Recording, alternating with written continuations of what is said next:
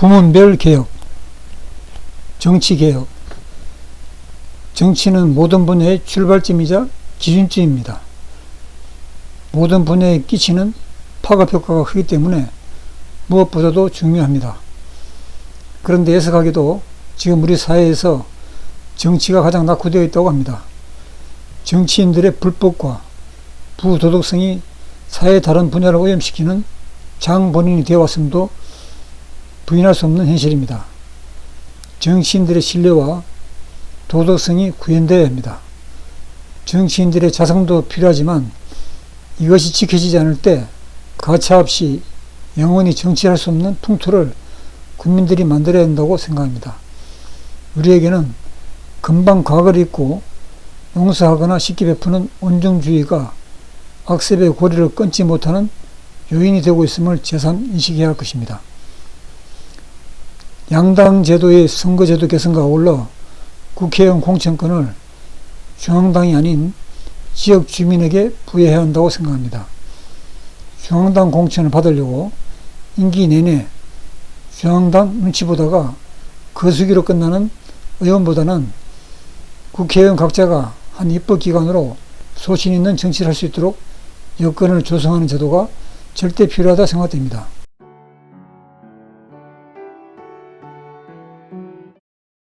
집권당의 낙하산 인사관행의 고리는 반드시 꺼내야 됩니다.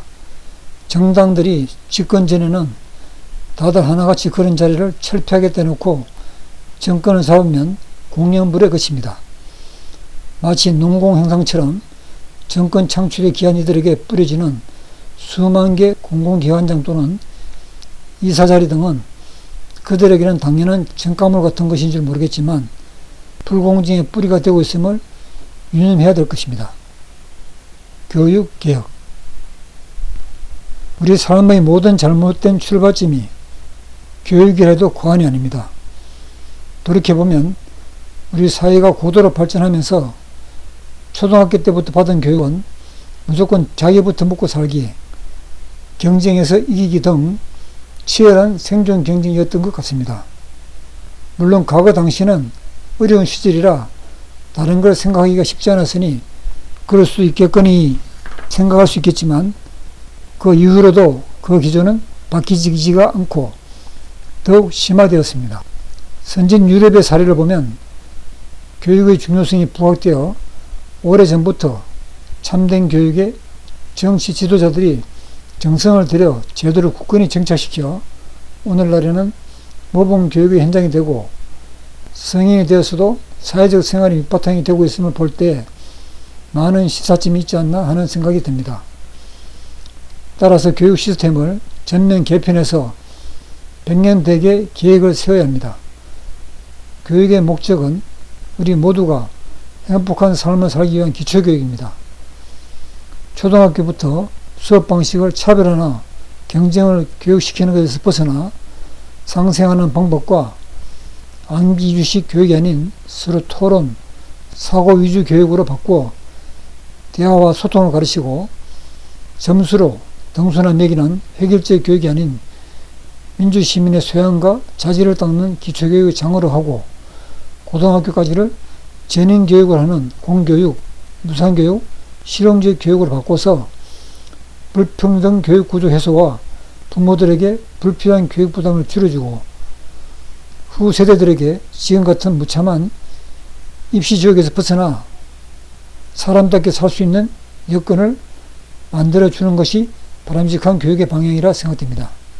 아울러 대학은 무상교육을 하여 지금같이 돈 많이 벌기 위해 가는 과정에서 벗어나 학문, 진리 탐구 현장이 되도록 하는 것입니다. 그래서 그런 분야를 원하는 층들에게 기회를 주고 대신 많은 공부를 하지 않으면 졸업이 어렵도록 하는 제도를 운영함으로써 대학 본래의 취지를 10분 살리는 것입니다. 물론 이러한 과정에는 학력 격차로 인한 임금 및 인간적 차별에 대한 재정비가 뒤따라야 할 것입니다. 그리고 교사의 전문성을 강화하여 교사가 되는 과정도 어렵게 만들고 교사들의 대우를 전폭 개선해서 타 선진 유럽 국가들처럼 교사를 존경받는 직업으로 만들어야 그들이 제대로 된 인간교육을 실현할 것입니다.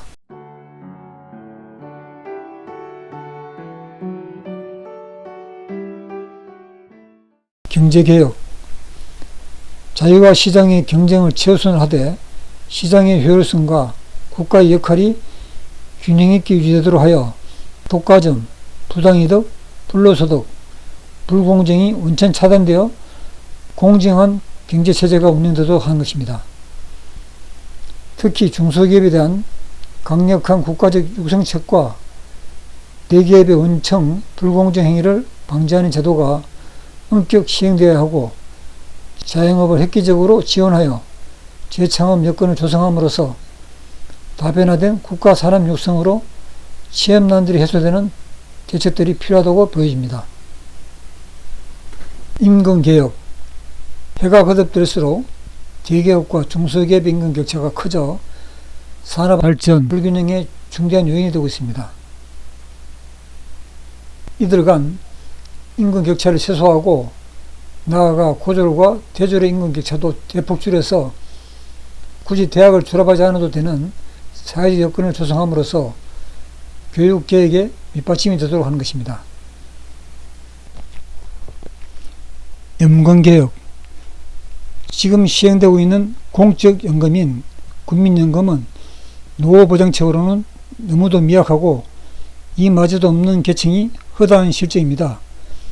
그러다 보니 현실은 각자가 노후에 대한 대책까지도 걱정해야 되는 불안으로 어느 정도를 가져야 되는지도 모르는 불확실성으로 전전긍긍하고 있습니다. 노후보장률이 퇴직 시 급여의 50% 이상이 되도록 재직 시절에 많이 내고 노후에 많이 받아가는 구조로 연금제도를 개선해서 청년들의 미래 삶에 대한 현재 삶의 불안감을 해소하는 것이 무엇보다 중요하다고 생각합니다. 이를 위해서 정부는 국민들을 이해와 설득으로 신뢰감을 형성해야 할 것이고 국민 전체의 공감대를 위하여 국민투표로 동의를 얻어서 개혁을 해야 할 것입니다. 부동산 개혁. 부동산이 국민 경제에 미치는 영향이 광범위하고 지대한 점을 감안하여 정책을 집행하면서 다수 공론의 장이 절대 필요하다고 보여집니다. 수십 차례의 정책이 번번이 실패한 원인 중의 하나로 일방적 정책 집행의 결과를 꼽아도 과언이 아닐 것입니다. 따라서 부동산 정책은 다수 전문가 집단을 망라하여 상시기구를 운영하여 시장의 동향을 수시로 파악하고 그에 대한 대책들이 수시로 협의되어 시장의 시그널을 항상 줌으로써 시장의 안정감과 아울러 투기를 사전에 차단하는 이중효과를 꾀할 수 있다고 생각됩니다. 언론 본연의 역할 수행. 요즘 언론들이 센세이션하지 않으면 시청률이 떨어진다고 기사들을 부풀리는 경향이 있습니다. 언론 스스로 위험을 자초하는 일을 하고 있습니다. 언론은 객관성, 중립성, 독립성을 가지고 국민들에게 다가가야 할 것입니다. 언론이 팩트를 보도하지 않으면 국민들은 우왕좌왕할 것입니다. 위정자들의 어떤 유혹에도 휩쓸리지 않고 사실을 보도하는 사명이 그들의 생명일 것입니다. 국민들 또한 언론을 신뢰하고 구독을 해야 언론이 권력에 기대지 않고 맥락을 유지해 나가는데 크게 기여할 것입니다. 시민단체의 재탄생. 시민단체는 국민들의 오피니언으로 현 정부를 모니터링하는 역할을 수행해야 합니다. 정권이 바뀌더라도 항상 비판적 위치에서 정부를 지켜보는 기능을 수행해야 한다고 봅니다. 그런데 시민단체는 과거 정부에 대해서는 날선 비판단체로서 제 기능을 수행하는 듯 했는데 지금 정권이 바뀐 상황에서 현 정부의 실세가 되면서 순수한 기능이 사라진 서글픈 상황이 되었습니다. 이러다 보니 시민단체에서 있을 수 없는 제반 문제점들이 터져나오고 있습니다. 그것은 결국 시민들이 시민단체에 가입을 꺼리고 외면한 결과와도 무관하지 않습니다. 시민으로서 나라의 올바른 발전을 위해서 시민단체에 대한 지원과 가입 활동이 필요하다 보여집니다.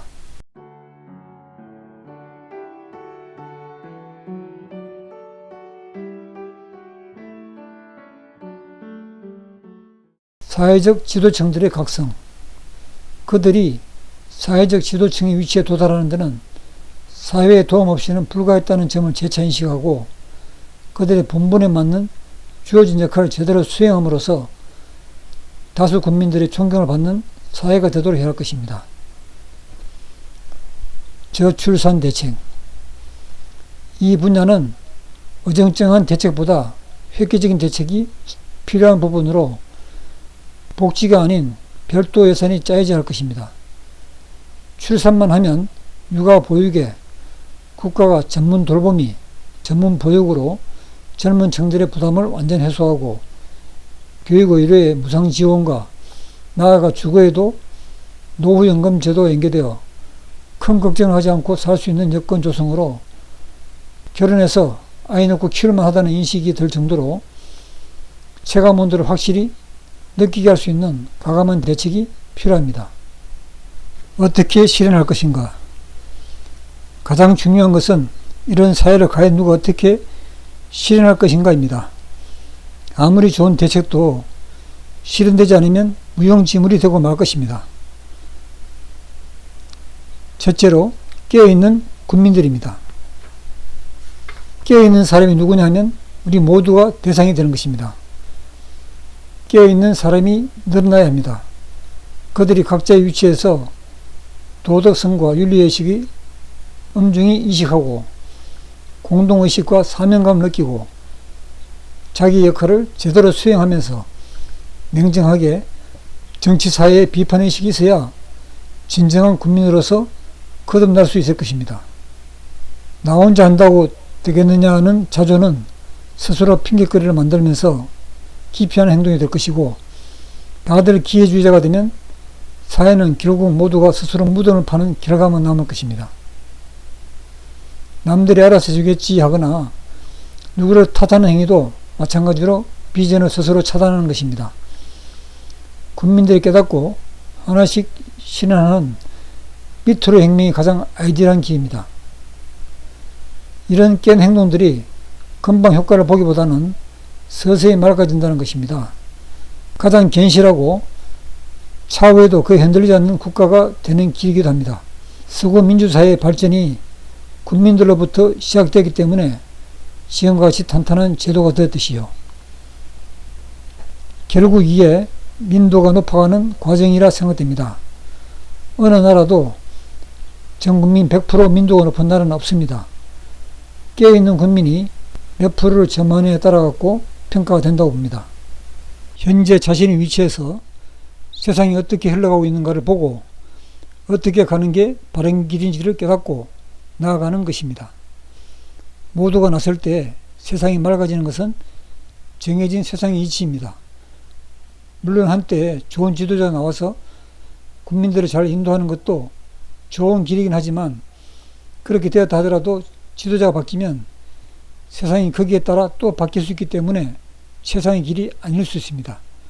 결국 국민들, 민초들, 즉 뿌리들이 깨어있는 사고로 만들어진 나라는 누가 통치하더라도 잘 흔들리지 않을 것이고 나는컨대 쓰러지더라도 금방 일어날 수 있는 국가가 될 것입니다.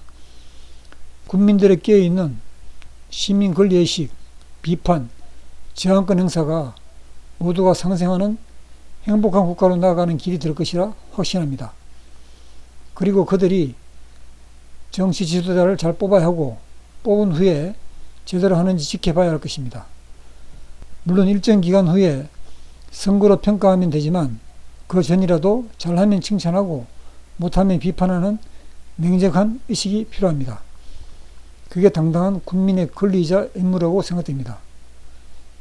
이념이나 진영에 사로잡혀 묻지마식 추종하는 행동은 정치 본연의 길을 벗어나게 하고 세상을 혼탁하게 해서 국가를 불행으로 몰고 가게 될 것입니다. 권리 위에 잠자는 자에게 권리가 보장될 수 없는 것입니다. 행복한 나라를 이루겠다는 꿈을 꾸는 국민에게 미래가 있음을 상기해야 할 것입니다. 둘째로 지도자와 집권정부의 탁월한 리더십과 국민들을 향한 진정성입니다. 보수, 진보, 중도, 좌파, 우파를 막론하고 누가 집권을 하더라도 그들이 한낱 사상가들의 이념, 주위의 뜻에 갇혀있지 않고 진정 국민을 행복하게 해줄 수 있는 정치를 할 수 있어야 합니다. 이를 위해 첫째로 지도자의 덕목이 가장 중요하다고 생각됩니다. 지도자는 확고한 철학을 가지고 솔직, 신뢰, 균형감을 바탕으로 국정 운영에서 전 국민을 대상으로 소통하여 통합과 설득을 할 수 있어야 하고, 임기 기간 다수 국민의 지지를 얻어야 개혁 정책들이 원만하게 추진될 수 있을 것입니다. 아울러 야당과 어떻게 정책을 공유, 협치하느냐일 것입니다. 그것이 리더십을 결정짓는 중요한 요소라고 생각됩니다.